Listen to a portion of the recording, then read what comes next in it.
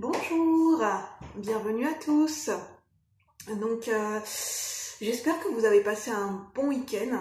Enfin, du moins, voilà, j'espère que votre week-end s'est bien passé, qu'il a été doux, qu'il a été agréable, que vous avez passé du temps, que vous avez pu passer du temps pour vous en famille. Je vous retrouve depuis hier. En fait, hier je vous ai fait une vidéo. Aujourd'hui, je vous retrouve en ce lundi matin. Parce que c'est, voilà, j'ai eu encore envie de tourner une vidéo, l'inspiration du moment qui est venue encore ce matin. Et puis je me suis dit, vu que j'ai l'inspiration en ce moment, autant en profiter pour tourner des vidéos et puis pour alimenter et nourrir ma chaîne. Parce que c'est ce que je souhaite faire. Donc, et puis pour avant tout continuer à partager avec vous les sujets du moment, mes expériences de vie, tout ce que je peux vous apporter, vous transmettre, si ça peut vous aider, vous éclairer dans vos situations, si ça peut vous apporter des pistes de réflexion. Ben voilà, c'est pour ça que j'ai envie de faire cette vidéo aujourd'hui, de continuer à faire ces vidéos sur ma chaîne. C'est pour aller dans ce sens. Et j'espère qu'elles vous plaisent, mes vidéos, qu'elles vous intéressent. En tout cas c'est le but. Hein. Le but, c'est de me faire plaisir et de vous faire plaisir également. Et voilà, en tout cas, je remercie ceux qui se sont abonnés à ma chaîne. Je passe un petit coucou à ceux qui viennent faire un tour sur ma chaîne, voir mes vidéos. Je vous souhaite la bienvenue. J'espère que vous éprouverez du plaisir à regarder mes vidéos, à m'écouter et que vous en retirerez quelque chose de positif pour vous. En tout cas, du moins, c'est ce que j'espère du fond du cœur. Donc aujourd'hui, je vous retrouve pour faire une vidéo, donc pour partager mes expériences de vie, pour continuer sur la lancée en fait. En ce moment, j'ai pas trop envie de faire de la cartomancie, je suis plus inspirée à partager mes expériences de vie. J'ai envie sur cette chaîne d'écouter mon ressenti et mon feeling, c'est comme ça que j'ai envie d'alimenter ma chaîne et c'est comme ça que je le ressens en ce moment. Donc que je m'écoute. Et donc aujourd'hui, j'avais envie de vous faire une vidéo en parlant des émotions. Les émotions et de parler un peu plus de ce que c'est à mon sens pour moi, un terme que j'aime beaucoup, qui me fait beaucoup de bien quand je l'entends. Un terme qui englobe beaucoup de choses et dont on ne parle pas assez, c'est l'intelligence émotionnelle et notre sensibilité. Donc qu'est-ce que j'ai envie de vous partager au niveau des émotions ? Eh bien, disons qu'on vit dans une société en général où les émotions, on a tendance à les laisser de côté, à pas vouloir les écouter, à pas vouloir ressentir. Généralement, bien sûr, quand c'est des émotions de joie, on les accueille pleinement. Je veux dire, mais et encore quoique, généralement, il y a des personnes en général qui sont pas habituées à ressentir de la joie. Et qui sont déstabilisés quand ils se sentent, quand ils ont des moments où ils se sentent heureux, des moments de joie, parce qu'ils n'ont pas été habitués à vivre ces émotions, notamment comme moi-même en fait. Mais ce que je veux dire, c'est que généralement les émotions de colère, de tristesse, de regret, de mélancolie, on a tendance à ne pas vouloir les accueillir, à les laisser de côté en se disant non, aujourd'hui j'ai pas envie d'être triste, aujourd'hui en se disant ça va aller, ma tristesse je vais la mettre de côté et puis je vais réussir à prendre le dessus et je vais réussir à retrouver le positif dans ma vie. Enfin sur le moment du moins. Mais ce qu'il faut bien se dire, c'est que c'est tout à votre honneur de se dire mais non, en fait aujourd'hui j'ai pas envie d'être triste. J'ai pas envie que cette situation ou cette personne m'impacte autant, j'ai pas envie de ressentir de la tristesse, j'ai pas envie de ressentir de la colère, de la mélancolie. J'ai envie d'être joyeuse aujourd'hui, j'ai envie de me faire du bien, j'ai envie d'être dans des bonnes énergies et c'est tout à votre honneur et voilà, c'est compréhensible de vouloir ressentir de la joie. On a plus envie d'être joyeux que d'être triste, c'est tout à fait normal. Je veux dire, c'est tout à fait compréhensible. Mais ce que je veux dire, c'est que dans ce processus, en fait, c'est tout l'inverse qui va se passer. C'est que quand on n'accueille pas sa tristesse, sa colère, comme moi j'ai pu l'expérimenter, c'est pour ça que je vous en parle aujourd'hui, parce que encore aujourd'hui, il y a des moments, il y a des émotions que j'ai pas envie d'accueillir, il y a des émotions que je préfère plutôt mettre sous le tapis, comme on dit, et les refouler, c'est plus simple comme ça. Mais ce que j'ai compris et perçu avec le temps, c'est que toutes ces émotions qu'on ne veut pas écouter, qu'on ne veut pas ressentir, que ce soit la tristesse, la colère, les émotions fortes, la mélancolie, eh bien généralement à un moment donné, en fait, ce qui se passe, c'est qu'elles ne sont pas libérées et elles ne vont pas disparaître pour autant, elles vont se cristalliser et s'imprégner dans notre corps, en fait, en nous. On va les faire taire pendant un moment, mais il y a un moment donné où plus tard, ça peut être quand on va repenser à des souvenirs ou une situation qui va nous faire repenser à quelque chose de triste, ou un moment particulier, un souvenir, un moment de contemplation, le fait de discuter avec une certaine personne, ça va faire remonter, rejaillir ces émotions. Et là, elles vont être encore plus fortes en fait. Et cette tristesse, elle va être décuplée. Et ce moment, cette colère qu'on avait refoulée en nous, elle va être très puissante. Et elle va être, voilà, ça va faire effet boule de neige et ça peut monter en agressivité. Et en fait, ça va pas nous faire que du bien, en fait. C'est que ces émotions, elles vont se cristalliser dans notre corps.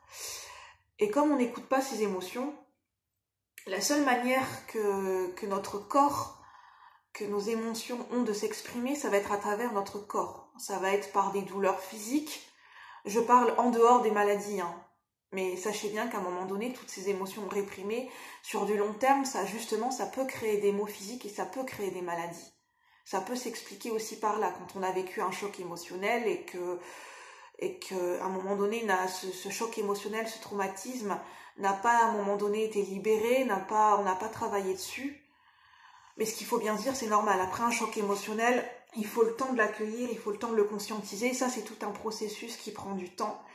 Et le choc émotionnel, généralement, c'est pas quelque chose qu'on peut percevoir sur le moment, en fait. Justement parce qu'il y a un état de choc. Donc, on peut pas prendre conscience sur le moment. C'est dans un processus où notre esprit, notre corps fait barrière, ne nous permet pas de prendre conscience de choc, mais c'est pour nous protéger, nous préserver à ce moment-là, en fait. C'est dans un but de protection. Après, ce dont je vous parle du choc émotionnel, je suis pas spécialiste, hein. Je vous parle de ce que j'ai vécu, de ce que j'ai ressenti, mais je suis pas spécialiste des traumatismes et des chocs émotionnels qu'on peut percevoir et qu'est-ce qui se passe dans notre corps, du processus qui se met en place. Je suis pas spécialisée là-dedans, hein, et je prétends pas l'être, hein. D'ailleurs, si vous vivez des chocs émotionnels ou des traumatismes qui ressurgissent que bien plus tard, si vous en ressentez le besoin et que ça vibre en vous et que vous sentez que vous en avez besoin, je peux que vous encourager à aller trouver un professionnel de santé, que ce soit un psychologue ou un hypnothérapeute, peu importe la thérapie, la technique qui vous parlera le plus. Si vous en ressentez le besoin, je peux que vous encourager à aller dans ce sens et à vous faire accompagner. Si vraiment c'est important pour vous et vous ressentez des choses... des émotions très douloureuses, très, très impactantes pour vous, qui vous impactent dans votre vie de tous les jours et qui vous fait du mal, je peux que vous encourager à vous faire accompagner. Ce qui, moi, à un moment donné, a été mon cas où j'ai ressenti le besoin de me faire accompagner par un thérapeute pour travailler sur mes émotions, pour travailler sur mon anxiété, pour apprendre comment gérer mes émotions. À un moment donné, j'ai eu besoin d'avoir cet accompagnement. Qui m'a apporté, qui m'a fait beaucoup de bien. Mais ce n'est que mon expérience. Après, prenez ce qui résonne en vous, hein, surtout. Ça reste mon expérience et peut-être que ça ne pourra pas parler à tout le monde, mais du moins, n'hésitez pas si ça résonne très fortement en vous. Surtout, la première chose à faire, c'est de vous écouter. C'est le plus important. D'écouter votre sagesse et vos émotions et de les accueillir du mieux que vous pouvez. Alors si j'en reviens à moi, il y a eu des moments où j'ai eu des émotions très fortes qui sont remontées à la surface. Il y a eu des moments où j'ai pas compris en fait. Il y a eu des moments où je vivais ma vie tranquillement et à certains moments je ressentais qu'il y avait un besoin de m'isoler. J'avais des larmes qui montaient. Et il y a eu des moments, il y a eu des périodes où sans raison aucune, je me mettais à pleurer. Mais je pouvais pleurer pendant un quart d'heure, 20 minutes, des torrents de larmes, quoi. Et je ne savais pas ce qui se passait. Je me dis, mais pourquoi je pleure, quoi? Pourquoi j'ai cette tristesse qui monte alors que je me sens pas triste? En fait, je me suis rendu compte, c'est parce qu'il y a des moments, il y avait des souvenirs qui remontaient à la surface. Il suffisait d'un mot, d'une phrase, d'une situation, d'une personne qui me faisait revivre quelque chose en fait, que je n'avais pas libéré, que je n'avais pas digéré. Et en fait, c'est toutes ces émotions que je n'avais pas accueillies en moi, qui avaient été cristallisées à un moment donné dans mon corps, qui sont remontées à la surface. Et dites-vous bien que c'est naturel en fait. Vous allez vous demander, mais pourquoi je pleure, pourquoi je suis en colère à ce moment-là alors que je n'ai pas de raison de ressentir de la colère. Mais en fait, c'est des émotions qui ont été générées, qui ont été cristallisées, qui ont été enfouies en vous depuis un long moment et qui ben là, pour le moment, pour le coup, c'est le bon moment de les libérer. C'est votre corps, en fait, c'est votre corps qui parle, tout simplement. C'est votre corps qui se libère, qui se purifie à un moment donné. C'est parce que votre corps a besoin de se purifier de toutes ces émotions stagnantes à l'intérieur de vous. Donc, tout ce que je peux vous dire, c'est d'être indulgent avec vous-même, d'être le plus possible bienveillant, et même si c'est difficile sur des moments, d'accueillir ces émotions du mieux que vous pouvez pour libérer, pour faire de la place, parce que ces émotions, elles ont besoin à un moment donné d'être libérées pour pouvoir les accueillir, pour pouvoir les comprendre et pour pouvoir en faire quelque chose les transmuter, en faire quelque chose de positif qui vous permettra d'avancer du mieux que vous pouvez. Donc je disais, moi, ces derniers temps, j'ai ressenti de la colère qui montait. Et je ne savais pas pourquoi.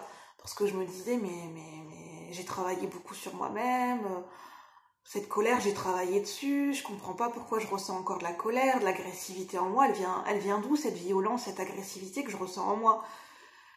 Et parce qu'il y a des moments, ça peut amener à des réactions excessives où je sens bien que je me contrôle, mais que cette colère, elle est encore présente en moi et je ne sais pas d'où elle vient. Et en fait, j'ai pas encore toutes les réponses à mes questions, en fait, cette colère, j'ai compris que cette colère, elle était là depuis des années. Je l'ai réprimée pendant des années parce que je l'ai pas comprise, parce que sur toutes ces expériences que j'ai vécues, tous ces moments douloureux, j'ai pas compris qu'il y avait de la colère derrière. Parce que des fois, derrière certaines émotions, ça amène encore d'autres émotions cachées, en fait. Derrière les émotions qu'on peut ressentir, il y a un message caché. C'est notre cœur, notre âme, notre corps qui essaye de nous parler, de nous dire il y a quelque chose qui ne va pas, il y a quelque chose que tu n'as pas, il y a quelque chose en toi qui a besoin de s'exprimer en fait. Ces émotions, c'est qu'il y a un besoin profond de s'exprimer. Mais que consciemment, on n'en prend pas conscience en fait. Là, c'est bien plus loin, c'est au niveau de l'inconscient. Et moi, ce qui m'a aidée, je pense, pourquoi ces émotions sont en train de ressortir, c'est parce que je commence à travailler sur moi. J'ai commencé plusieurs techniques qui me font du bien parce que j'en ai ressenti le besoin. J'ai commencé à faire des soins énergétiques. J'ai commencé qui travaillent sur les chakras, sur nos énergies, sur notre aura, sur nos émotions. Je suis pas spécialiste non plus des soins énergétiques, donc si vous voulez avoir plus d'informations, n'hésitez pas à vous renseigner. Après, j'ai voulu faire de l'auto-hypnose. J'ai voulu essayer. J'en ai ressenti le besoin et j'ai senti que j'avais envie de le faire, donc je me suis écoutée. Et en fait, c'est ces séances d'auto-hypnose que j'ai faites sur YouTube, en fait. Il y a des hypnothérapeutes qui proposent des séances d'auto-hypnose. Mais par contre, de ce que je parle, c'est pas des choses que je propose. Je veux dire, moi, j'en ai ressenti le besoin et l'envie de faire de l'auto-hypnose, mais ça ne tient qu'à moi personnellement. Il est bien recommandé que quand on n'a pas l'habitude de faire de l'hypnose, c'est une thérapie à part entière et qu'il faut s'écouter et que l'auto-hypnose, l'hypnose, généralement, on a besoin c'est mieux de le faire en cabinet, de se faire accompagner, c'est ça que je veux dire, parce que ça peut libérer certaines choses et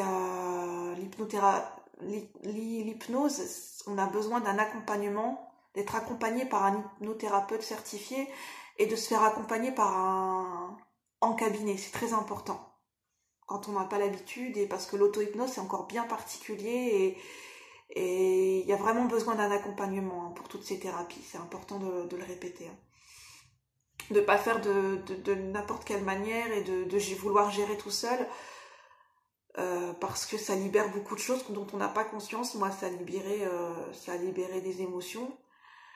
Et je pense que c'est pour ça que cette colère, elle est en train de remonter à la surface, parce que les soins énergétiques, l'hypnothérapie, vient faire travailler sur l'inconscient, et ça peut libérer des choses qui ont été refoulées, des émotions qui ont été refoulées, des souvenirs qui ont été refoulés.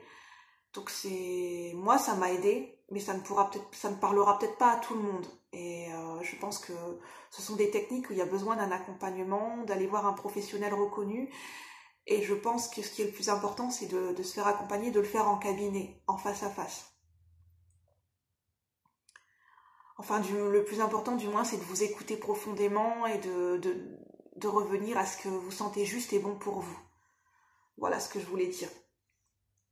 Parce que tout dépend des situations et tout dépend des personnes et des périodes de vie qu'on traverse. On ressent pas tous la même chose et on traverse pas tous les mêmes expériences de vie de la même façon. Du moins, on ne le vit pas de la même façon. Donc, qu'est-ce que je voulais dire aussi par rapport à l'intelligence émotionnelle? L'intelligence émotionnelle, en fait, si vous voulez aussi vous renseigner, c'est parce qu'il y a eu des livres qui ont été faits, il y a eu des témoignages qui ont été faits, il y a des professionnels qui ont écrit des livres sur la sensibilité, l'intelligence émotionnelle. C'est tout un travail, c'est notre capacité, on l'a tous en nous, il suffit de travailler dessus, c'est notre capacité à reconnaître nos émotions, à ne pas les mettre de côté, du moins de petit à petit de vouloir les reconnaître, de les accueillir pleinement et de se laisser traverser par nos émotions. Nos émotions ne font pas, ne pas s'identifier à nos émotions, ce sont des émotions qui nous traversent à un instant T, de les accueillir au mieux, pour après, une fois qu'on les a traversées, compris et libérées, de comprendre quel est le message caché derrière ces émotions. Qu'est-ce que cette émotion vient vous dire aujourd'hui? Qu'est-ce qui s'exprime en vous aujourd'hui? Quel est le message, quelle est l'information, quelle est la leçon qui a besoin d'être en retirée derrière ces émotions? Et ça, c'est tout un travail qui est important à faire, parce que généralement, on a tendance à écouter que notre mental, nos pensées, mais nos émotions sont tout aussi importantes, et écouter notre corps, la sagesse de notre corps est tout aussi important. Qu'est-ce que notre corps essaye de nous transmettre à travers nos douleurs, nos maux physiques, nos sensations corporelles, parce que généralement notre corps nous parle aussi, par rapport à des situations qu'on peut vivre, par rapport à des gens qu'on va rencontrer, par rapport à ce qu'on va vivre. Si c'est en adéquation avec nous-mêmes, notre corps va parler, notre intuition, notre corps, nos sensations corporelles va nous indiquer dans quelle direction aller, qu'est-ce qui est bon pour nous et qu'est-ce qui n'est pas juste pour nous. Et à un moment donné, j'ai compris que moi, mon intuition et mes sensations corporelles me parlaient beaucoup. Mon corps me parlait, mes émotions, mon intuition me parlaient. Et j'en ai pris conscience depuis déjà des années, que mon intuition essayait de me parler, mais que je l'ai refoulée, que je ne l'écoutais pas. Et je me suis rendu compte que toute cette intuition, à un moment donné où je ne l'ai pas écoutée, et en fait, je me rends compte qu'elle avait raison, en fait, que mon intuition, c'était mon meilleur guide, et qu'elle voulait simplement me guider, mais qu'à un moment donné, j'ai préféré écouter mon mental parce que j'avais peur. J'avais peur d'écouter mon intuition parce que c'était pas quelque chose de palpable, c'est pas quelque chose qui nous paraît rationnel dans la vie de tous les jours, donc on a tendance à la laisser de côté. Et en fait, généralement, dans notre intuition, quelquefois, c'est notre meilleur guide. Donc je vous invite à commencer à accueillir votre intuition, vos émotions, vos sensations corporelles. Je ne veux pas dire de ne pas laisser votre mental de côté, votre côté intellectuel et rationnel, on en a besoin aussi, mais d'allier vos émotions, votre intuition à votre mental, à votre côté intellectuel, mais de les allier, d'en faire une force en fait. Mais de ne pas qu'écouter que votre mental, parce que dans une vidéo précédente, j'expliquais que le mental, il est aussi relié à notre ego, c'est-à-dire à nos peurs, à nos doutes, à nos blessures, à nos croyances limitantes. Et généralement, notre mental, il n'a pas envie qu'on sorte de sa zone de confort. Et généralement, notre mental, il va nous dire non, mais là, écoute pas tes émotions, ça fait peur, t'as pas envie de ressentir ça, mets de côté, t'as pas envie de ressentir de la tristesse, t'as pas envie de ressentir de la mélancolie, mets-le sous un tapis, puis ça va passer tout seul. Mais en fait, non, ça passera pas tout seul. À un moment donné, il y a besoin de mettre de la conscience sur ce qu'on ressent, de les accueillir et de travailler, et il y a besoin de la compréhension et d'aller écouter nos émotions. À un moment donné, il y a un besoin de se poser et un besoin d'introspection. Nos émotions, notre sensibilité sont nos meilleurs guides.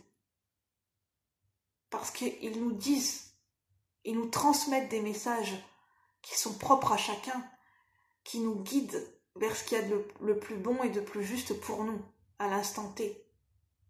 Ce sont nos meilleurs guides et nos meilleurs alliés.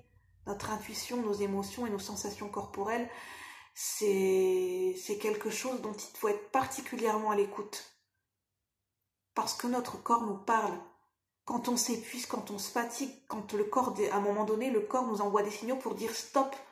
Là, tu te fais du mal, là, tu t'épuises, là, tu as besoin de te poser, là, dans cette situation, tu n'es pas en adéquation avec ce que tu ressens, avec ce qui est bon pour toi, tu n'es pas en accord avec toi-même. Et généralement, on le sait. On le sait quand on va droit dans le mur, qu'on s'efforce à aller dans une situation vers une personne qu'on sait très bien que c'est pas bon pour nous. Mais tout simplement, après, c'est pas pour juger parce que j'en suis encore là aujourd'hui. On n'a pas envie de s'écouter, on n'a pas envie de l'écouter parce qu'on a des sentiments pour cette personne, parce qu'on a envie d'essayer, parce qu'on n'a pas envie de, je ne sais pas, après parce que peut-être on a envie de se prouver quelque chose. Mais nos intuitions, nos émotions ne sont pas là pour nous nuire. Même si c'est pas facile à accueillir nos émotions, elles sont nos meilleurs guides, elles sont là pour nous faire du bien. Elles sont là pour nous prévenir, pour nous protéger, pour nous guider vers notre plein épanouissement. Et si on ressent de la tristesse et de la colère, c'est qu'il y a une origine, c'est qu'il y a quelque chose qui a besoin de s'exprimer en nous. Elles ne sont pas là pour rien. Cette colère, elle a besoin de s'extérioriser, elle a besoin d'être ressentie et d'être comprise pour être libérée et pour se sentir mieux après. Donc, voilà ce que j'avais à dire aujourd'hui sur les émotions. Je réfléchis si j'ai d'autres choses qui me viennent.